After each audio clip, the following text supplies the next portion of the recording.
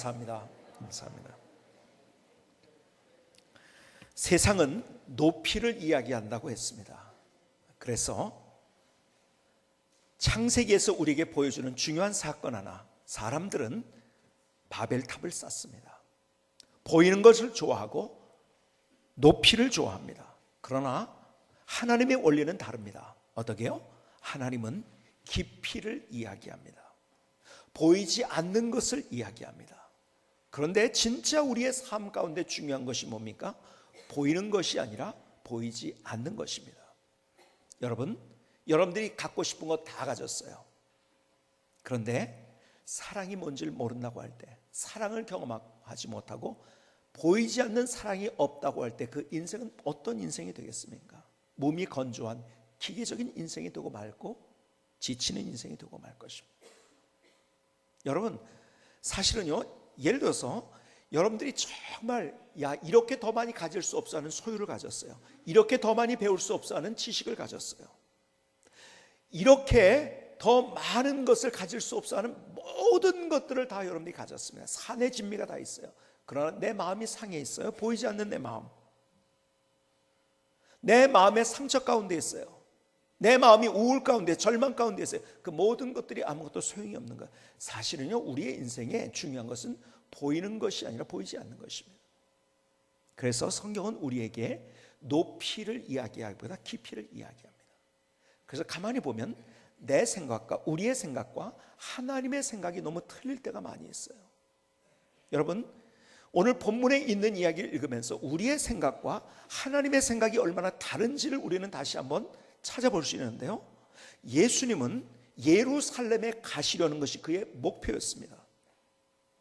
예루살렘에 가는 것이 그분의 목표였습니다. 왜요? 마태복음 16장을 보실까요? 16장 21절에 보니까 이때로부터 예수 그리스도께서 자기가 예루살렘에 올라가 장로들과 대장로가 서기관들의 많은 고난을 받고 죽임을 당하고 제3일 만에 살아날 것을 제자들에게 비로소 나타내시니. 왜 예루살렘에요? 거기 가가지고 십자가에 달리시기 위해서. 예루살렘에 들어가시는데 왜? 그분은 어디에서 주로 사역을 하셨습니까? 주로 사역, 두로와 시돈도 가셨지만 주로 사역, 남쪽 북쪽 다 가셨지만은 주로 사역한 데는 여러분들이 잘 아는 이 갈릴리 바다의 북쪽입니다. 가버나움 지역에서 사역을 하셨어요. 그러다 그분의 목표는 예루살렘에 들어가는 겁니다. 왜요? 십자가를 지시기 위해서. 예루살렘에 들어가는데 주의를 해보시기만 예루살렘에 들어가는 목표는 십자가 때문에. 그런데요, 오늘 본문에 보니까요, 오늘 마태복음 21장에 보니까 예루살렘에 드디어 어디로 들어가십니까? 예루살렘으로 들어가십니다. 그때의 장면을 기록하고 있는데 8절 9절을 다시 보시면 이렇게 기록합니다. 무리의 대다수는 그들의 겉옷을 기르에 펴고 다른 이들은 나뭇가지에 베어 길에 펴고 앞에서 가고 뒤에서 따르는 무리가 소리 높이 이르되 호산나 다윗의 자손이여 찬송하려다 주의 이름으로 오신 이여 가장 높은 곳에서 호산나 하더라. 자, 보세요. 예루살렘으로 들어가는데 사람들의 생각은 달랐어요. 어떻게 달랐는지 아십니까? 다윗의 자손 예수 하면서 앞으로 이분이 왕이 된다. 그래서 그들은 막 거기 박수치고 그리고 환영을 하되 열렬히 환영을 했습니다. 왜 그런지 아세요? 예수님을 보니까 우리나라의 왕이 된다고 한다면은 이분은 정치, 경제 그리고 군사적인 메시아 왕이 되어서 정말 기가 막힌 일을 할 것을 그들이 눈으로 확인을 한 거예요. 그래, 맞아. 예수님이 왕이 되면 돼. 다윗의 자손 예수여, 당신이 왕이십니다. 우리를 다스려 주시오. 다스리는 것은 눈에 보이는 것을 다스려 달라는 거예요. 주님은 예루살렘에 가는 이유가 보이지 않는 영혼에 대한 이 사랑 때문에 예루살렘에 가시는데 사람들은 보이는 것 때문에 예수님을 열렬히 환영합니다. 그리고 박수를 칩니다. 자, 한번 보세요. 그들의 생각 속에는요, 항상 우리는 핍박을 받았다는 거예요. 여러분, 이스라엘 민족의 역사를 보면은요, 사울, 그 다음에 다윗, 그 다음에 솔로몬 시대를 지나가지고 분열 왕국 시대가 됩니다. 르호보암과 여로보암, 이 두 왕이 각각의 북왕조, 남왕조 나누어져서 북왕조는 아시리아한테 멸망을 당하게 되고 마침내 아시리아를 정복한 바벨론에게 남왕국이 멸망하면서 그 당시에 세계의 패권은 바벨론이었습니다. 근데 바벨론을 정복한 나라가 페르시아입니다. 바사라고 하죠, 성경에서. 바사가 정복을 했어요.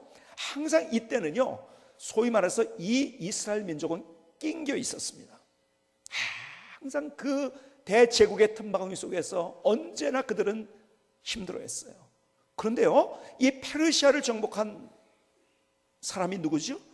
아시는 알렉산더가 정복을 하면서, 알렉산더가 전체 이 유럽과 그 다음에 아시아와 아프리카를 다 정복했지만요, 그러나 그것이 결국 일찍 죽으면서 나눠지면서 이스라엘의 운명은 그 당시 어떻게 되는지 아십니까? 이 알렉산더에 의해서 이제 만들어진 왕국 중에서 밑에 있는, 소위 말해서 이집트 쪽에 있는 프톨레미 왕조라는 곳에 그들이 지배를 받고 있었어요. 항상 그들은 지배받는 그러한 인생으로 그들의 인생을 살아가고 있었던 거예요.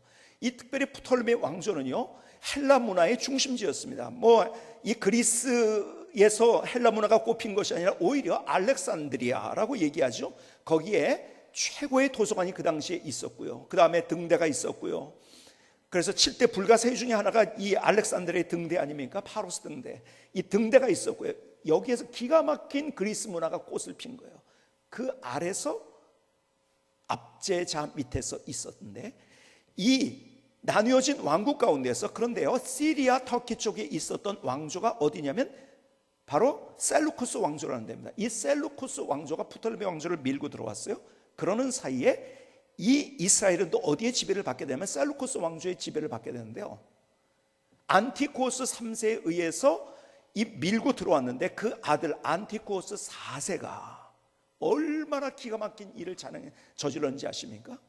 너무너무, 하여간 율법을 지키는 사람들은 다 그냥 죽여버렸어요. 그냥 할례를 하지 마라, 안식일을 지키지 마라, 율법에 있는 모든 것들을 못하게 하고, 그리고 거기에서, 그리고 성전에다 우상을 갖다 놓고, 그리고 기가 막힌 것은요, 거기에 돼지 머리 갖다 놓고 제사를 지낸 거예요. 이방 제사를 거기서 지냈어요. 얼마나 기가 막힌 일입니까? 만약에 거기 반역하는 사람은 그대로 그냥 죽는 겁니다. 이스라엘 역사에서 가장 처참했던 때가 안티코스 4세 때입니다. 이것이 신약과 구약 중간에 있는 역사입니다. 400년 역사 중에서. 근데 그때 분연이 일어난 사람이 마카비라는 사람, 그리고 소위 말해서 약 63년인가요? 63년을 독립국가 시대를 여는 거예요. 그래서 마카비는 영웅입니다. 그들의 머릿속에 누가 있는지 아세요? 바로 얼마 전에 추억이 있어요. 마카비에 의해서 그 대제국을 물리치고 독립국가가 됐던. 근데 보세요, 이 예수님은 마카비 정도가 아니에요. 이거는요, 로마를 물리칠 뿐만 아니라 로마를 완벽하게 정복하고 세계를 다스리는 그러한 나라가 되니까요. 이거 너무너무 기가 막힌 일 아닙니까? 그러니까 예루살렘으로 입성하시는 예수님을 환호를 하고 있는 거예요. 왜요? 보이는 것 때문에. 야, 이렇게 잘 되겠다. 여러분, 예수님의 생각과 사람의 생각은 이렇게 다른 거예요. 그런데 보세요, 거기에서 예수님이 예루살렘에 입성할 때의 모습을 한번, 오늘 본문에 있는 모습을 보시겠습니까? 뭘 타고 입성을 하셨습니까? 나귀를 타고 입성하셨어요. 자, 그것을 스가랴에서는 이렇게 벌써 몇백 년 전에 이렇게 예언을 했어요. 스가랴 9장 9절에 보니까, 시온에 따라 크게 기뻐할지어다, 예루살렘에 따라 즐거이 부를지어다. 보라, 내 왕이 내게 임하시나니 그는 공의로우시며 구원을 베푸시며 겸손하여서 나귀를 타시나니 나귀의 작은 것 곧 나귀 새끼니라. 그분이 왕으로 오시는데 어떤 왕인가?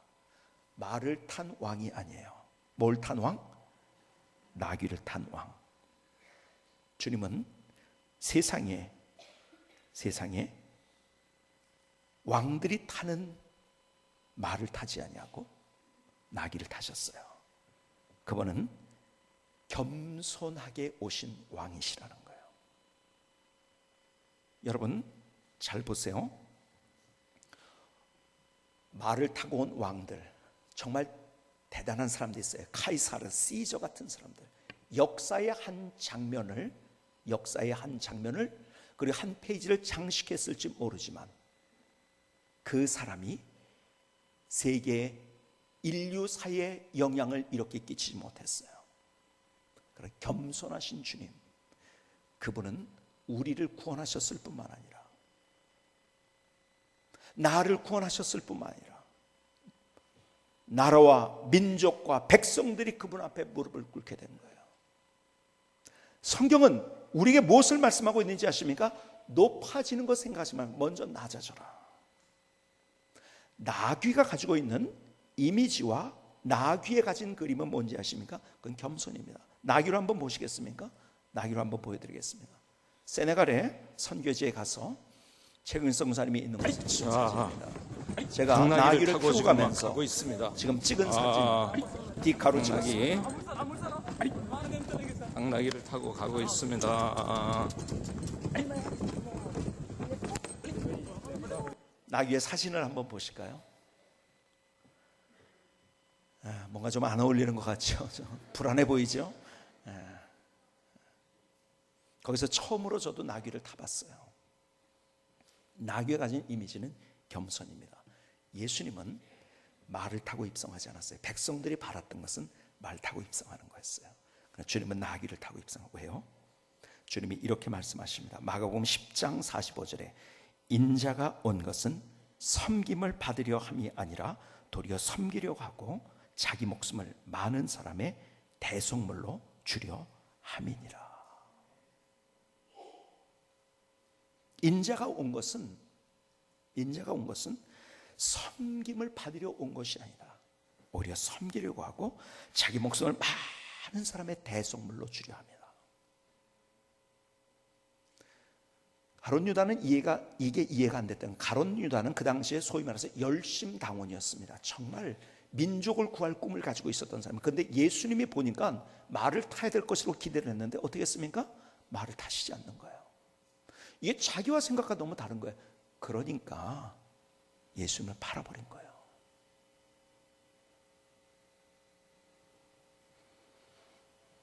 예수님은 섬김을 받으려고 온 것이 아니라 섬기려고 이 땅에 오시고 많은 사람의 대속물로 십자가를 지시기 위해서 이 땅에 오셨다.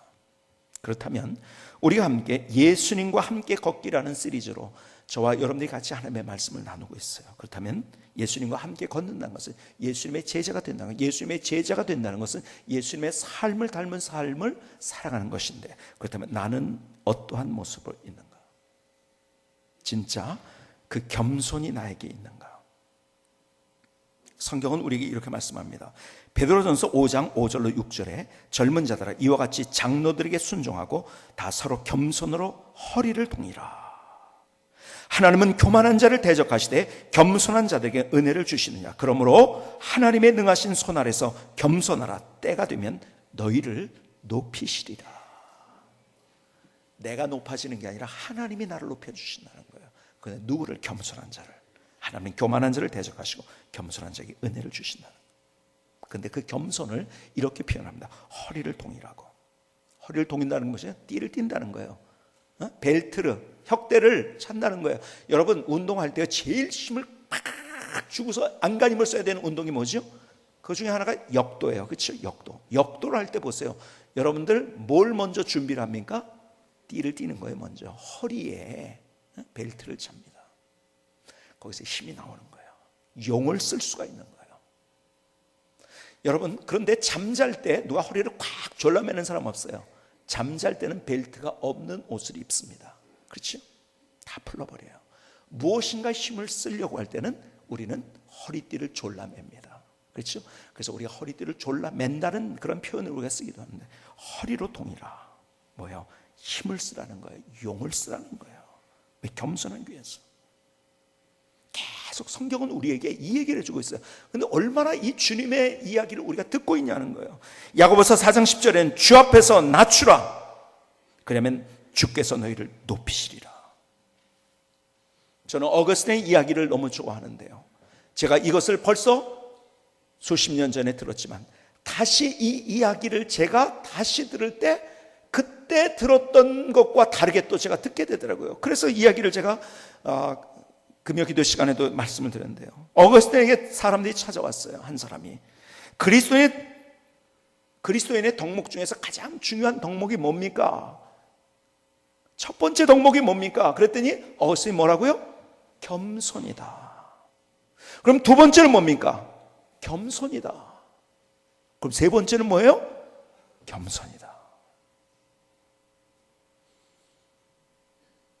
이제 제가 제 인생의 뒤를 돌아보면서 다시 이 자리에 서서 느끼는 것이 무엇이냐면 그게 정말 기가 막힌 대답이라는 거예요. 사실은 거기서부터 우리가 모든 것들이 출발될 수 있는, 겸손 없이는 아무것도 없는, 진짜 믿음은 무엇인가? 겸손이라는 거예요.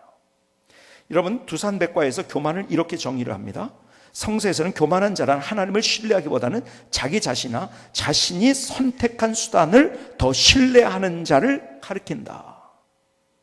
그리스도교적 도덕에 따르면 교만은 죄이다. 자아를 객관적으로 보는 대신 주관적으로 보는 일은 죄스러운 교만의 씨앗이 된다. 그래서 교만의 대상은 자아이다. 교만은 인간의 죄 가운데 가장 큰 것으로 간주된다. 신앙생활의 모든 것이 사실은 겸손으로부터 출발되는 거예요. 여러분, 내가 하나님을 인정한다는 것, 이게 겸손하지 않으면 할 수 없는 거예요. 수많은 사람들을 만납니다. 그런데요, 하나님을 거부하는 사람들 마음속엔 교만이 있어요. 자기 힘을 믿고, 자기 능력을 믿고, 자기 IQ를 믿고, 자기가 가진 것을 믿고, 그 안에 교만이 있는 거예요. 여러분, 교만은 다른 말로 어떤 말일까를 제가 고민을 해보면서 묵상을 했어요. 교만이 뭘까? 교만은요, 더 쉽게 풀이하면 이거더라고요. 내 말이 맞다고 하는 거예요. 내 말이 맞다. 하나님과의 관계 속에서도요, 하나님이 이렇게 말하시는, 내 말이 맞아. 하나님의 원리는 이건데요, 내 말이 맞아. 그리고 막 내 거를 가지고서 하나님이 이렇게 해야 됩니다, 저렇게 해야 됩니다.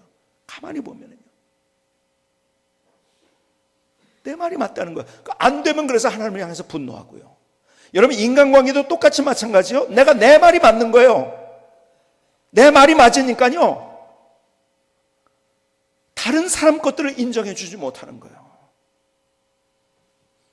그러니까요, 가정에서, 부부간에, 아니면은 직장에서, 우리의 삶의 현장에서 가만히 보면은요, 사실은 내 말이 맞다는 것 때문에 우리가 얼마나 사실은 피곤한 인생을 살고 있는지 몰라요. 그래서요, 겸손의 반대말은, 교만이라고 하지만 그건 와닿지 않아요. 겸손의 반대말이 무엇인가를 생각했어요. 그랬더니 그것이 고집이더라고요. 아집. 내 생각으로 하나님을 재단합니다. 내 생각으로 모든 사람들을 재단합니다. 자, 앞서 얘기한 것처럼 여러분, 우리는 생각이, 객관적인 사람은 아무도 없습니다. 저를 포함해서 모든 사람들은 다 주관적이에요. 내 생각으로. 근데 그게 맞다고 하는 거예요.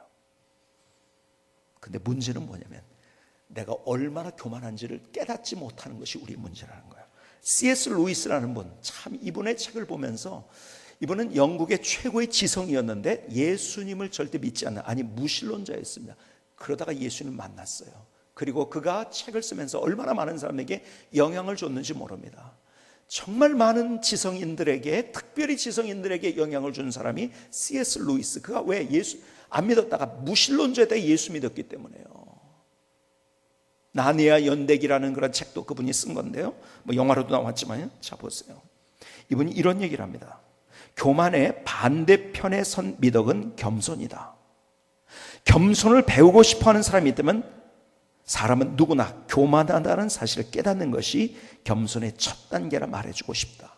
그러니까는 저를 포함해서 우리 모두가 다 교만하다는 것을 먼저 깨닫는 것이 겸손해질 수 있는 첫 단추라는 거예요. 그것이 첫 단계. 그러면서 이렇게 얘기합니다. 적어도 이 단계를 밟기 전에는 그 어떤 일도 일어나지 않는다. 만일 자신이 교만하지 않다고 생각한다면 그것이야말로 가장 큰 교만이다.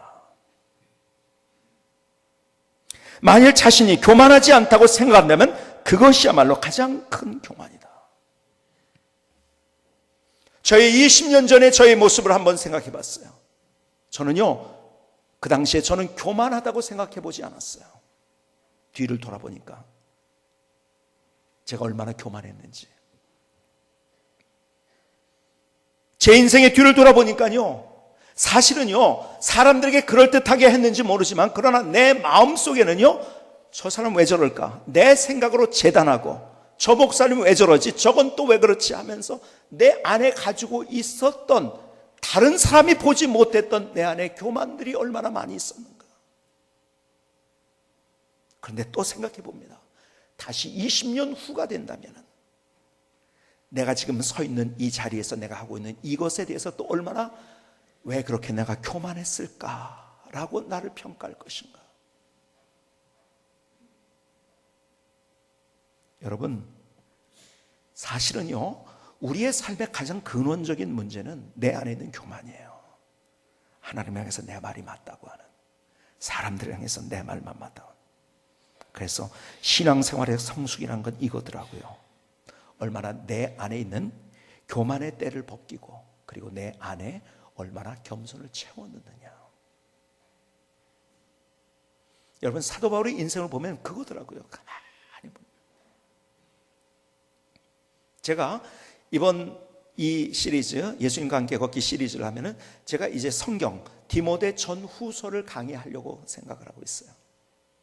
디모데 전후서가 사도 바울의 말년에 쓴 거거든요. 그래서 참 와닿는 것들이 많아요. 그런데요, 그의 삶을 보니까요, 그의 인생을 보니까요, 사도 바울의 삶, 갈수록 더 그가 성숙했다는 건 다른 게 아니에요. 점점 더 겸손해진 거예요. 점점 더 겸손해진 거예요. 여러분, 사도 바울의 인생은 둘로 나눌 수 있어요. 그렇죠? 예수를 만나기 전의 삶, 그 이름을 사울이라고 우리는 부릅니다. 성경에서. 그 이후 예수를 만난 후를 바울이라고 부릅니다. 우리가. 그렇죠? 사울일 때 그는요, 대단한 지도자였습니다. 사람들이 그 앞에 무릎을 꿇었어요. 얼마나 대단한 사람인지 몰라요. 정말 기가 막히게 대단한 사람이었어요. 그의 학벌이나 그의 이 언변이나 그의 능력이나 그의 태어난 그러한 이 조상들이나 가장 순수한 혈통에서 자라나고 참 대단한 사람이었었어요. 그런데 교만은 극에 달했어요. 그러니까 예수님을 만나고 그가 교만이 자기의 가지고 있었던 교만으로 가득 찬 그 모든 것들이 깨지기 시작합니다. 그리고 점점 겸손하게 됩니다. 여러분, 사울이다 바울이다, 그것은 뭐 로마식 표현과 그 다음에 뭐 헬라식 표현이다 이렇게 해가지고서 뭐 얘기하지만 사실은요, 뭐 그렇게 우리가 설명 뭐 하는 사람이 있지만 그러나 그런 걸 떠나가지고서 사실은 사울일 때와 바울일 때는 너무 달랐어요. 얼마나 겸손한지. 그가 하나님의 능력을 경험할 수 있었던 이유가 뭐냐? 겸손했기 때문에.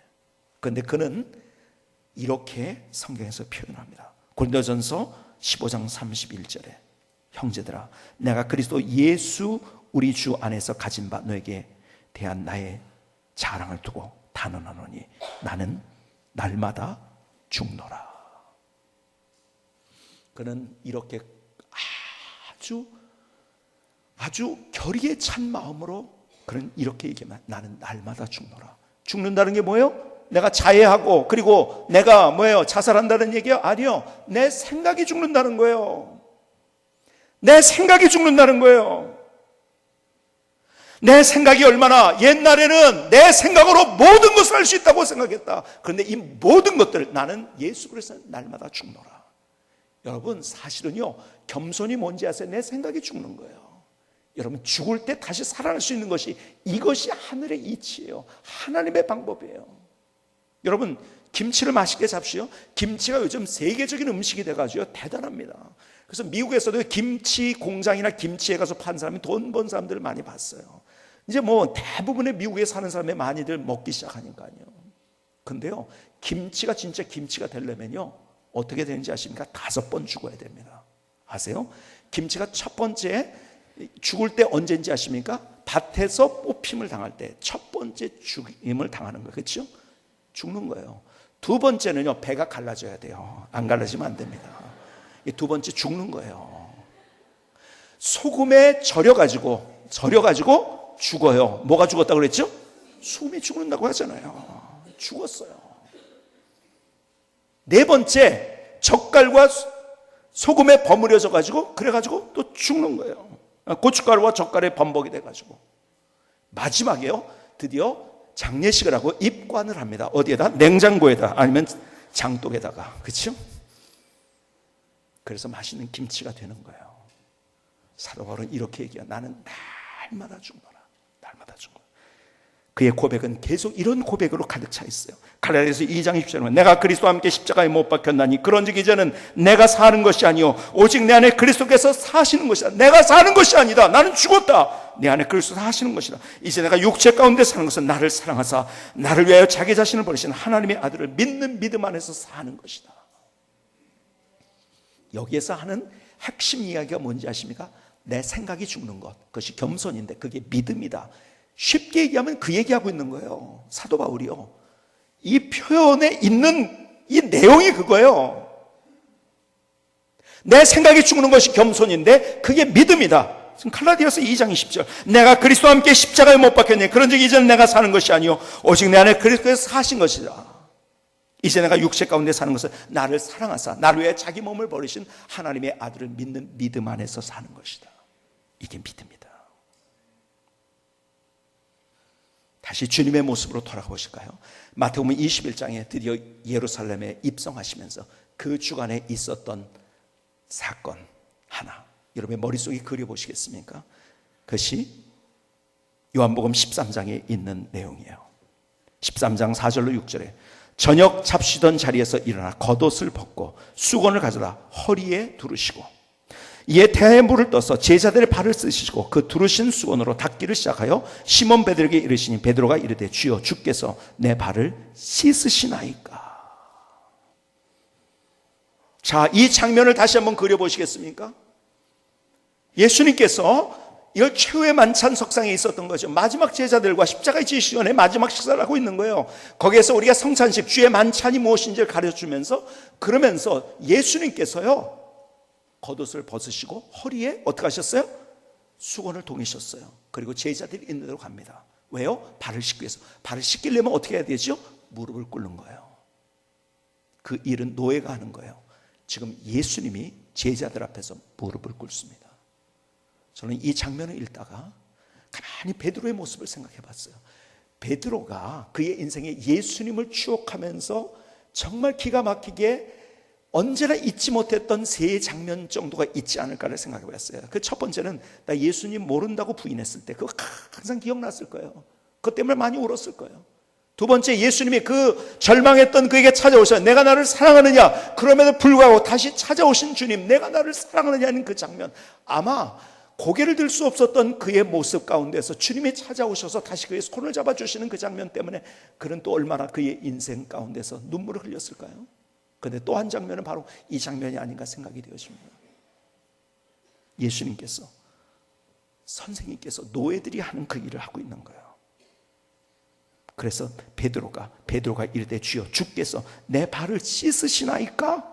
지금 너무 놀래고 있는 거예요. 이것이 그냥 글로 표현할 수 없는 이 놀라는 장면. 주님께서는 제자들의 발을 씻으시기까지 그렇게 겸손하게 우리가 어떻게 살아야 될지 그분의 삶을 통해서 우리에게 말씀해 주고 있는 거예요. 다시 본문으로 돌아가서 예루살렘에 입성하는 예수님의 모습 다시 그려보시면 그분은 나귀를 타셨어요. 앞서 말씀드린 것처럼 말 탄 자들은 역사의 한 페이지는 장식했는지 몰라요. 시저가, 알렉산더가, 카이사르 역사의 한 페이지를 장식했는지 몰라요. 그러나 나귀를 타신 주님은, 말을 타지 아니하시고 나귀를 타신 주님은 역사가 히스토리가 His 스토리가 됐어요. 그게 히스토리예요. 그분으로 인해서 기원전 BC와 기원후 AD가 만들어졌어요. 말 탄 사람은 역사의 한 페이지를 장식할지 몰라요. 멋있는 장면 하나가 남을지 몰라요. 그러나 나귀를 타셨던, 겸손하게 섬기게 오시고 대속 제물로 오셨던 주님께서는 오히려 모든 민족과 백성과 방언들이 그 앞에 무릎 꿇고 그분 때문에 생명이 뭔지, 그분 때문에 영생이 뭔지, 그분 때문에 구원이 뭔지 사람들이 알게 되고 그 구원의 은총을 얻게 되고, 오늘 주님께서 우리에게 말씀하세요. 말을 타려고 하기 전에 나귀를 타라고. 김승기 선교사님의 찬양을 같이 들으시겠습니다.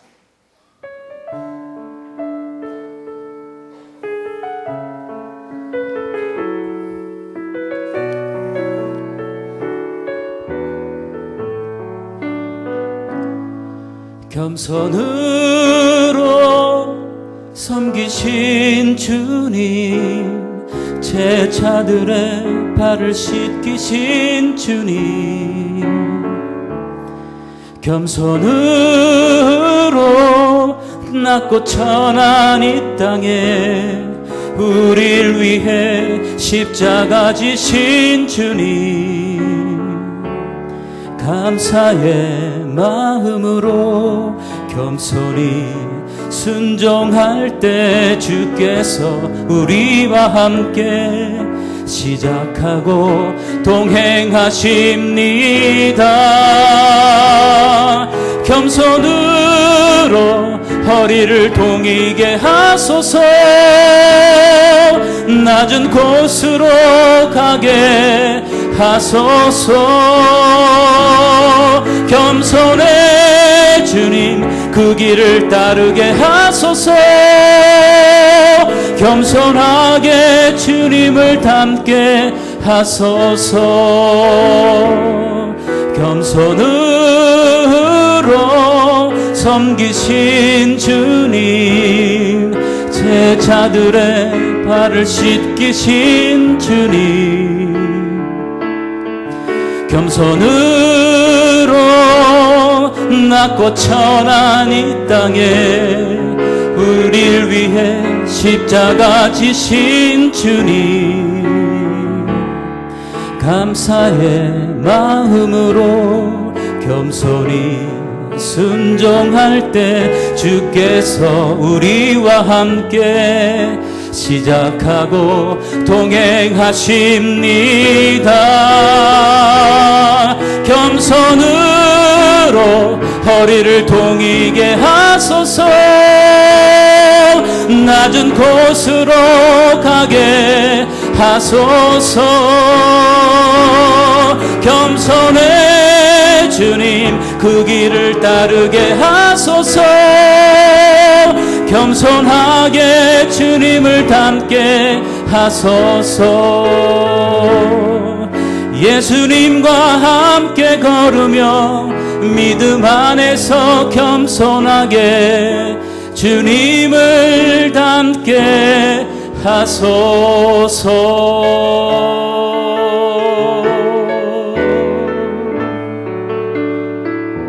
아멘. 하나님 나의 고백입니다. 나의 결단입니다. 하나님 나를 받아주시옵소서.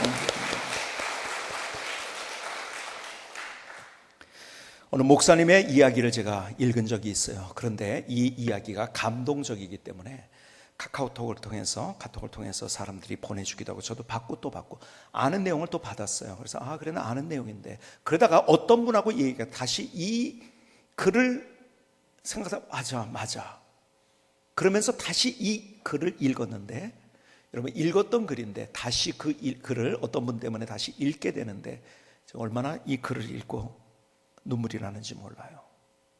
글을 한번 읽어드릴게요. 어느 날 교회 가족 찬송 경연대회에서 한 집사님이 찬송을 부르다가 가사를 틀렸습니다. 교인들이 깔깔대고 웃었고 그 집사님은 얼굴이 홍당무가 되어 자리에 돌아와 고개를 들지 못했습니다. 바로 이어 목사님 가정이 찬송을 불렀습니다. 근데 목사님도 가사를 틀리게 불렀습니다. 교인들은 다시 깔깔대고 웃었고 사모님과 자녀들은 왜 틀렸냐고 핀잔을 주는 얼굴로 목사님을 힐끗 쳐다보았습니다. 어느 날 그 목사님이 과로로 쓰러져 돌아가셨습니다. 장례를 마치고 장로님이 목사님의 유품을 정리하다가 일기장을 발견했습니다. 일기를 쭉 읽는데 이런 내용이 있었습니다. 7월 14일 가족 찬송 경연대회가 있었다. 김 집사가 찬송을 부르다 틀렸어. 교인들이 다 웃었는데 김 집사가 너무 무안해했다. 분위기가 이상해지는 것 같아. 다음 차례로 우리 가족이 찬송을 부를 때 나도 일부러 틀려주었다. 다시 교인들은 깔깔대며 웃었다. 그때 슬쩍 김 집사를 보니 목사님도 가사를 틀릴 수 있구나 하고 생각하고 안도하는 것 같았다. 오늘도 작은 일로 한 영혼에게 위로를 줄 수 있어서 기쁜 하루였다. 그 일기를 읽고 장로님들이 모두 한바탕 울었습니다. 다시 이 글 앞에서 나의 모습을 비춰봤어요. 내가 이럴 수 있는가?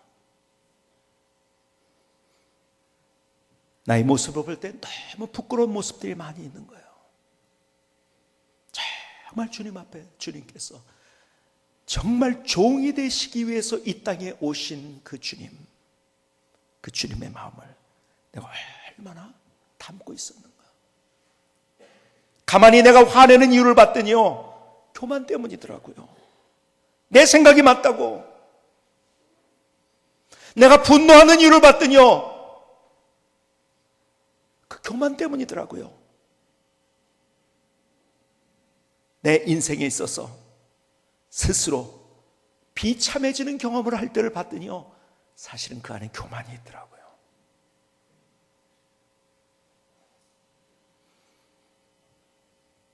강을 바라보면서 얼마 전에 시 하나를 썼어요. 저의 고백적인 시입니다. 강물을 바라보며 겸손. 강물을 바라보네 물처럼 점점 더 낮아지고 싶어서. 강물을 바라보네 물처럼 부드럽게 낮아지고 싶어서. 강물을 바라보네 물처럼 소리 없이 낮아지고 싶어서. 강물을 바라보네 물처럼 모든 것을 품으며 낮아지고 싶어서. 강물 속에 주님이 보이네. 낮아지신 주님, 부드러우신 주님, 나를 바라보고 계신 주님, 나를 안아주시는 주님. 물속에 들어가 나를 맡기네. 내 힘이 빠지며 주님께 나를 맡기네. 겸손하게 십자가로 나를 건지시네. 주님의 사랑, 주님의 은혜 위에 나를 세우시네. 나의 나 된 것은 하나님 은혜라. 정말